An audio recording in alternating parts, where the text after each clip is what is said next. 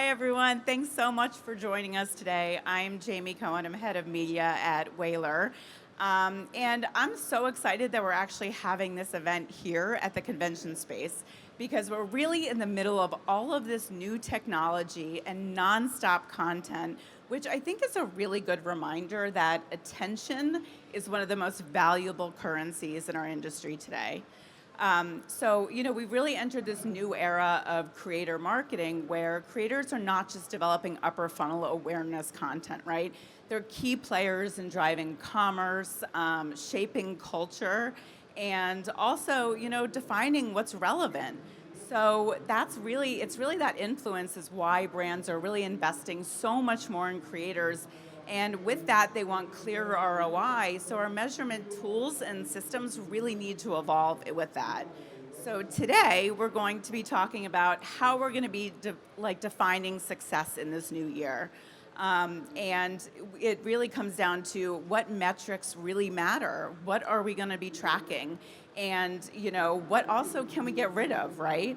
So I have with me to answer those questions three leaders who are really helping to shape and define what the next chapter of the creator economy really looks like.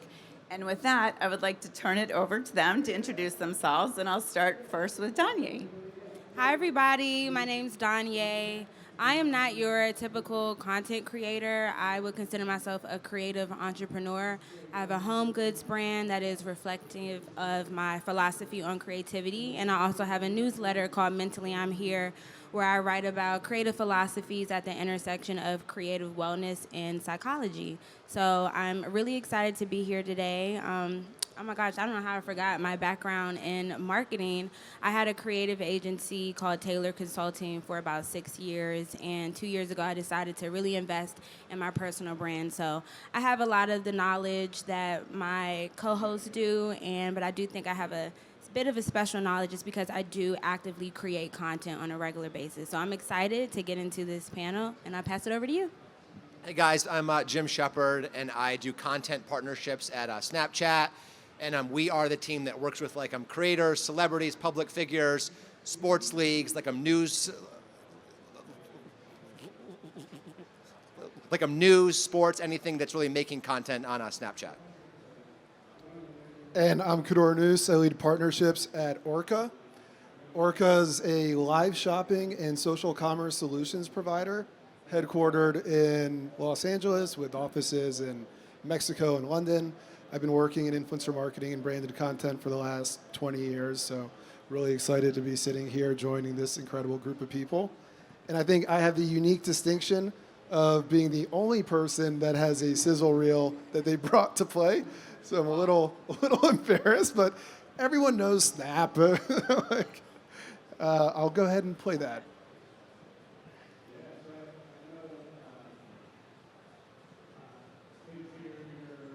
Do we have any audio? All right. Imagine some really hype music. That looks very cool. Us. Okay. More prepared. Okay. Well, maybe we'll come back to it. But, before we look ahead, I really want to talk about how creators are really being evaluated today by brands, by platforms, and also audiences. So I'm curious to hear from all of you. What metrics are you seeing really dominate brand deals today? Where are creators feeling the pressure to optimize? And how consistent or maybe inconsistent are expectations across the platform? So, Khudor, I'll send that one over to you to start. Okay, there's a lot there. Pick and choose what you want. All right, well, we'll start with the metrics that I think we're seeing, at least on the social commerce side, that brands really care about. We tend to work predominantly, heavily with what we call commerce creators today. It's like generally what you see on TikTok Shop or affiliates on Snap. They're creators that have the ability to really drive purchase. And I think over the last 2 years, with the evolution of platforms like TikTok Shop, a big dominant part of the conversation has been around sales and GMV. But I actually do think we're in this really interesting space today where brands are also a little bit confused, where they don't know if they want influencer marketing or if they want commerce creators. So, there's still this holding on to the idea of storytelling with influencers while trying to kind of impose that on commerce creators, which doesn't really work. But yeah, I'd say I'll pause there and let Jim jump in. Sure. Like when I talk to brands, so many of them want to see metrics around like reach, like views, likes, comments, shares, things like that. But when I talk to creators, so many of them where they like brand deals, they also feel strongly that they want to be rewarded by the platform for the work that they do. And I think that's an area where Snapchat's really strong. Like we have this like a monetization program where we put ads in our stories and we share revenue with like our Snap stars. And they're making real money, but they're also making content that the community loves. And they're posting these long narrative-driven stories. And what's interesting from a metric standpoint is that they're driving watch time. And they'll come in the office and they want to talk about views. And they're like, I see these stories and they get 2 million views, 3 million views. And then I did this story and it only got like 1 million. So that was like a failure. And we'll look at it and we'll see like, well, yeah, it got 1 million views, but it was getting like an average person was watching it for like 5 minutes, which is insane watch time. And we're putting ads in that content and they're making money from it. And so it's been really interesting to see this like evolution where they come in thinking that their success is driven by reach, and they realize that so much of their success is driven by like depth of engagement. And I think that's an interesting transition that's happening not just on Snap, but in the industry broadly too. Yeah, absolutely. And it's interesting you mentioned that. I think, especially around watch time too, because I think there's a lot to be said around intentionality, right? Watch time is really reflective of how engaged people are with the content and how intent they are to kind of go to that next step. And I think, too often people rely so heavily on clicks, and clicks aren't necessarily reflective of intent. And that's what we are seeing a lot on my end anyway, in terms of like what clients are really looking for, what brands are really looking for. It's more intentionality. It's not just about getting them to click in, but what are you going to do for the people that already clicked in and providing a service to them? I think that's where it's really like interesting. Yeah, absolutely.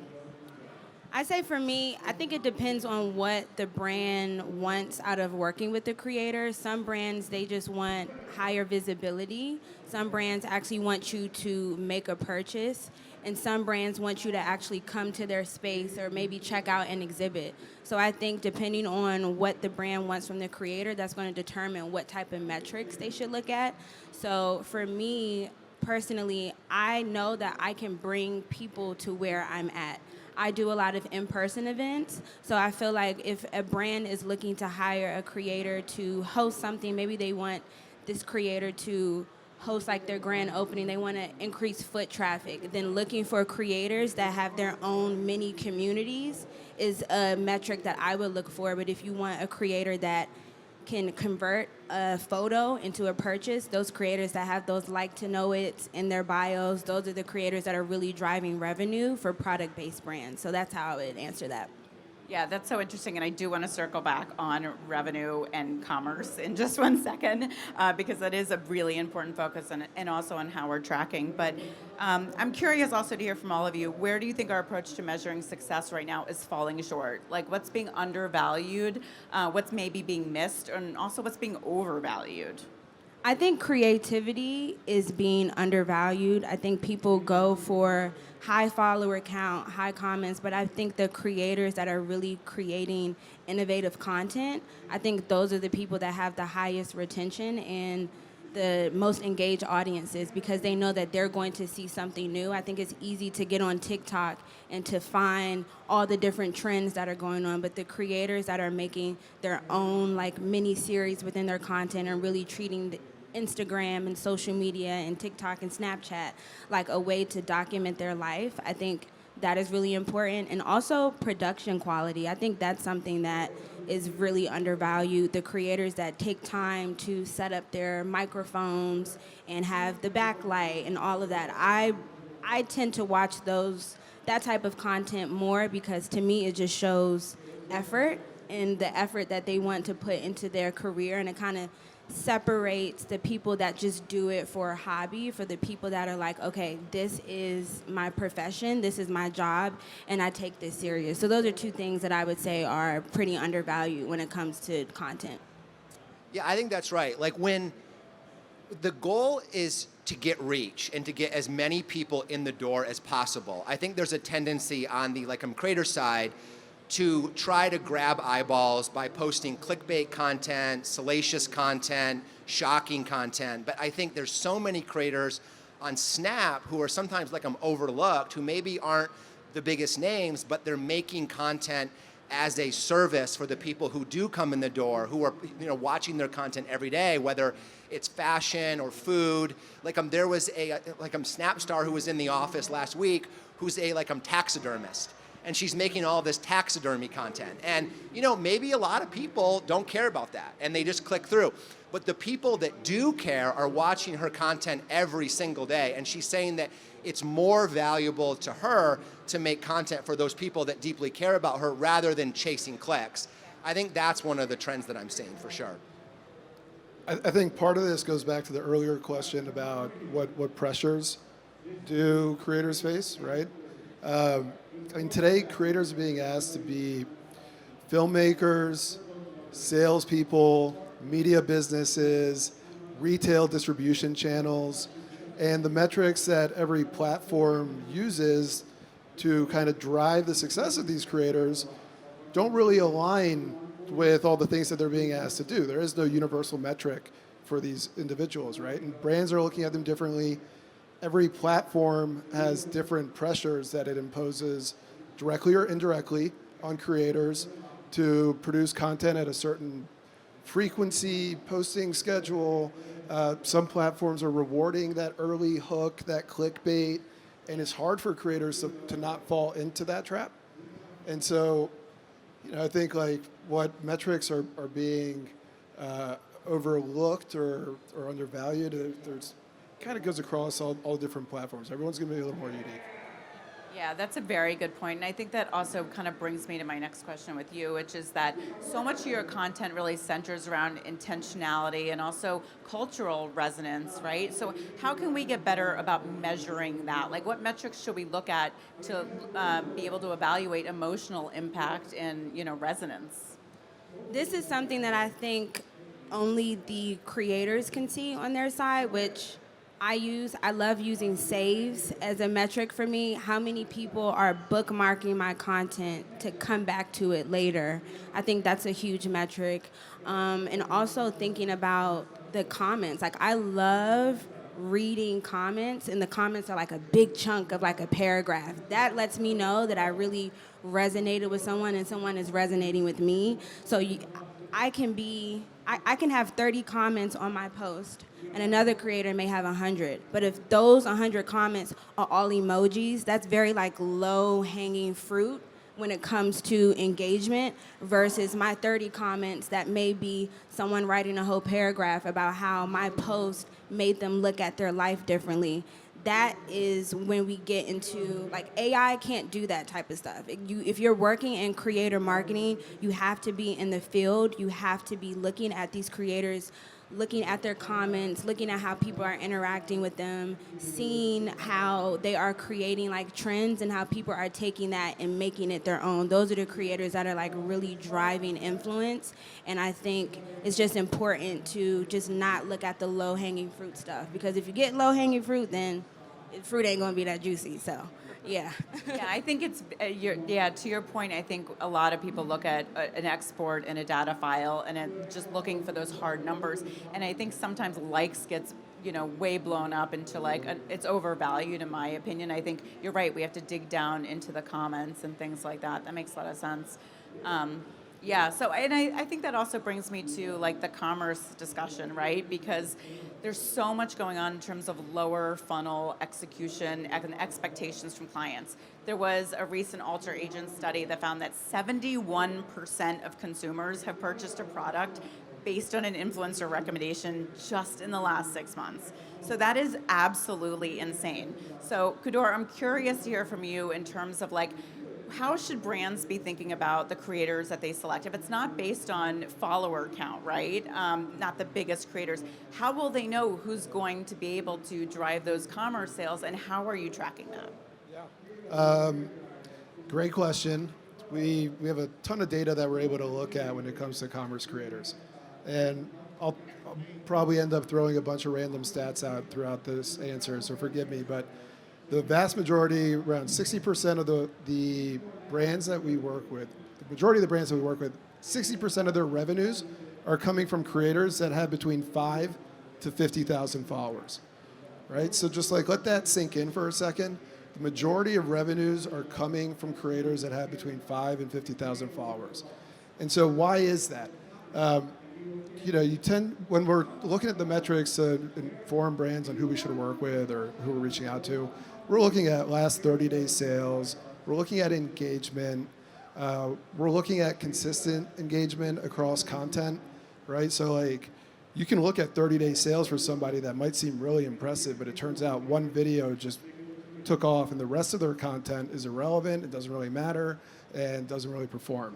So you want to look at all the content within a creator's channel. And looking at that engagement, I agree with DonYé, like, how easy is it to like a video versus commenting on a video? And seeing what people are actually talking about in the comments and how the creator is engaging with the comment section, how they're posting videos that include comments in there, that's a sign of connecting with your audience base and your fan base. So being able to identify who are the creators that really have a meaningful connection with their audience and understanding the metrics that are going to help inform that, like retention rate, engagement, how that translates into sales is really important if you're focusing on sales. Those are going to be really, really valuable data points that you're going to want to look at. Yeah, I think from a retail perspective, so many of our clients are selling on retail, and we don't necessarily have that back-end data too, right, to be able to track that. And so we're doing a lot of like attribution models and trying to look at, click-throughs and seeing if that like kind of leads to sales and things like that. But yeah. So, this is another interesting one, right? Like, I'll use TikTok Shop as an example. Affiliates are a huge thing on TikTok Shop. The average brand that's doing over $1 million a month in sales has over 10,000 affiliates that are out there posting content for them. Let that sink in for a second. That's a ton of creators out there, and there are a ton of brands on the platform that are doing over 7 figures in sales per month. So a lot of activity that's happening, but what we often hear from brands is like, I've got all these creators that are posting content, and we're not seeing any movement on our TikTok Shop. There's no revenues coming in. What the hell is wrong with these creators? Meanwhile, on their D2C and on Amazon, they're seeing an 11% and 30% lift month over month. And they can't connect the dots that that's a halo effect that's coming, and they have no unique value proposition on their TikTok Shop.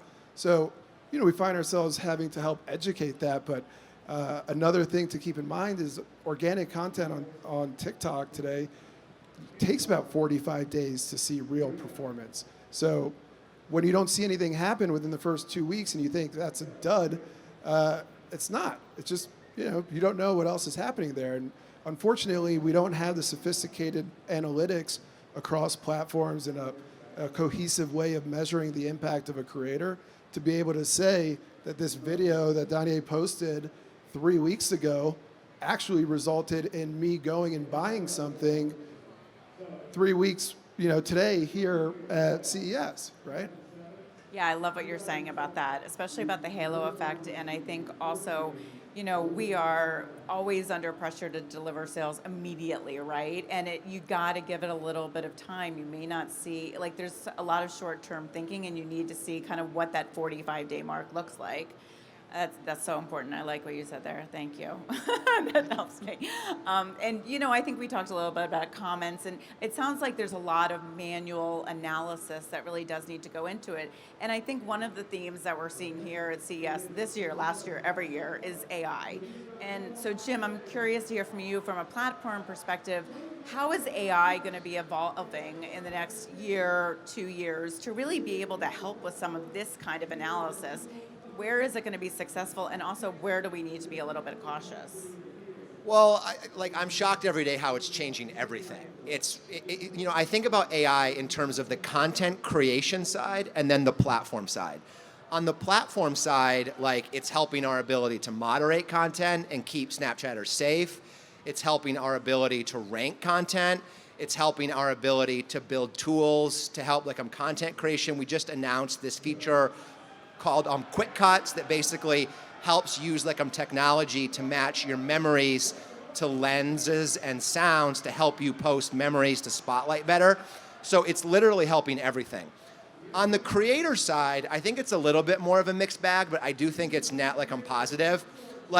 Yes, it is true that some AI-generated content is getting views, full stop. That's true.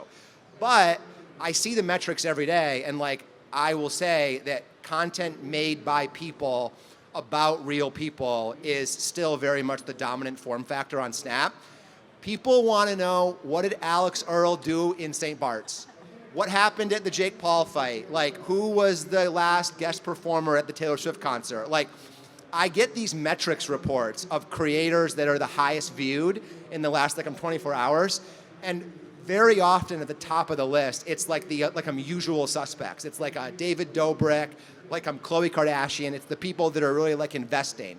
But every once in a while, there will be a name that I don't know who it is, and it's never been there. And I ask the team, I say who is that person? And this is funny. Very often, it's a creator who's a mom and had a baby. And people are jumping into the story to be who does the baby look like?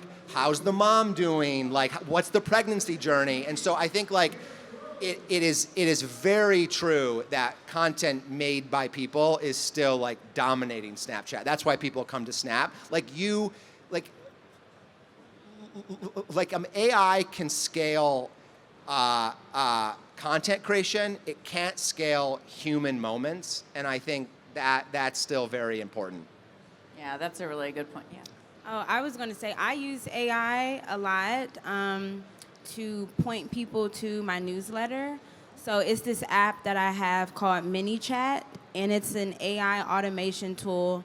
So I can say in my comments, oh, if you want me to send this newsletter to you, comment newsletter. And then I'll set up an automation on my back end, and then once they do that trigger, it can send a DM to the people that comment that. So for me as a creator, it kind of takes the manual load of connection off of my shoulders, because I think that's another thing when you are posting and you're building your community. It's a lot of work. Posting and making the content is 50%.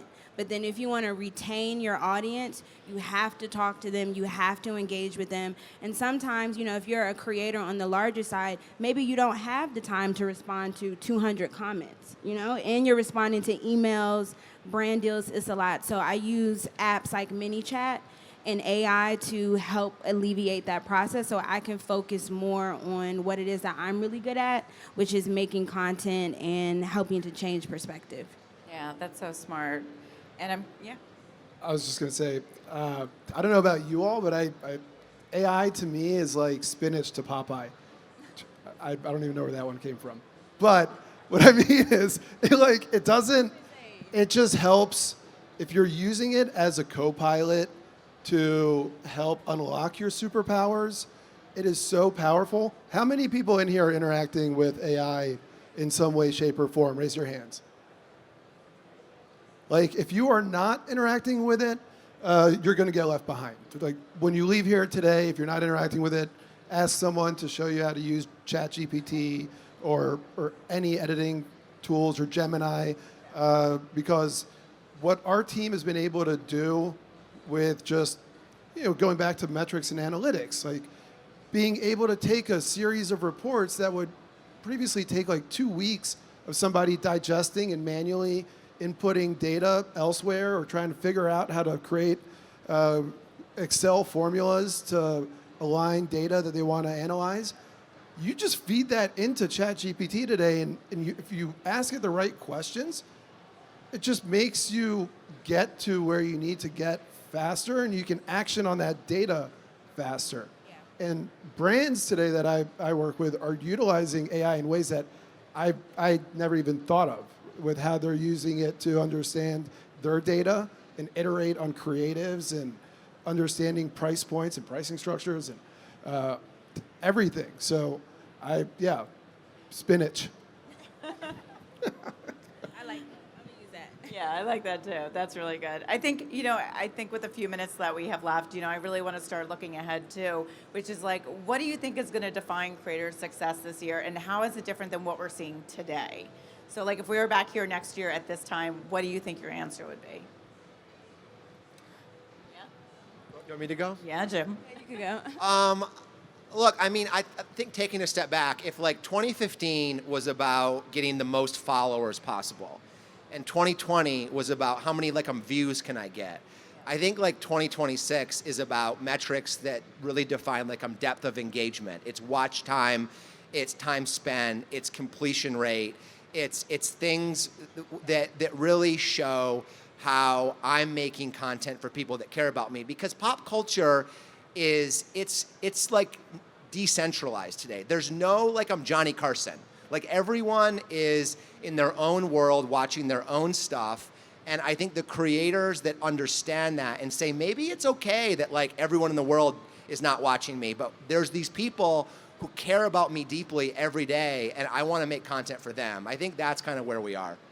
Yeah, and I'll take that a step further to say, even looking at further at what's going on the website afterwards, like bounce rate, time spent there, like which creators are driving those people who have the intent to purchase, intent to learn more about the products. That to me is where I definitely see a lot of the brands right now leaning towards versus, as you said, DonYé, likes or just an emoji. Yeah. I'm curious to hear from you. Metrics, I think with Substack on the rise. I have a Substack. I had my Substack for almost 4 years. This past year was the year when I saw the biggest growth. I started 2025 with 8,000 subscribers on my Substack, and I ended 2025 with 26,000.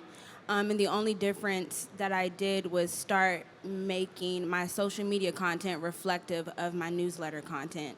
So even with that, I think archiving, I think, is going to be a huge trend in 2026. The creators that are able to look back on content that they had 3 or 4 years ago and make it new and say, oh, this was me 3 years ago. Now I'm here, and kind of connect the dots. And even with journaling, people doing more analog things to kind of combat this AI that we're experiencing. I think it's going to be a huge trend to kind of help people recenter themselves and get back to the feeling of, even though I am using all of this technology, I'm a human before I'm anything else. So I think creators that can really emphasize that in their content are going to be huge. And what else would I say is a huge metric? Creators making sales for themselves, creators that are now turning their platforms into their own businesses. You see a lot of these beauty creators that started out on YouTube 3 or 4 years ago. Now they have their own lip gloss. They're selling their own mascara. So how many units of their own product can they move? I think is going to be a huge indicator as well to determine success and what that looks like in the new year. Yeah, that's something that Whalar is very involved in right now. We have a lot of creators who are developing their own products, and we're helping them as well, with Nami Matcha as well. It's really exciting. I would say take it back to the basics, right? Having the focus and the discipline to create content that you want to create, and not creating content that you think the platform that's going to resonate on the platform, or that you think is going to convert or be clickbaity. If you're doing that, you're going to run out of stamina really fast. So if you want to keep making content, make content that you like to actually make. You do that, you're going to be making content around products that you actually like to promote. It's going to translate into sales. It's going to continue to build trust and authenticity, words that we've been using for the last 20 years in influencer marketing, but they're true.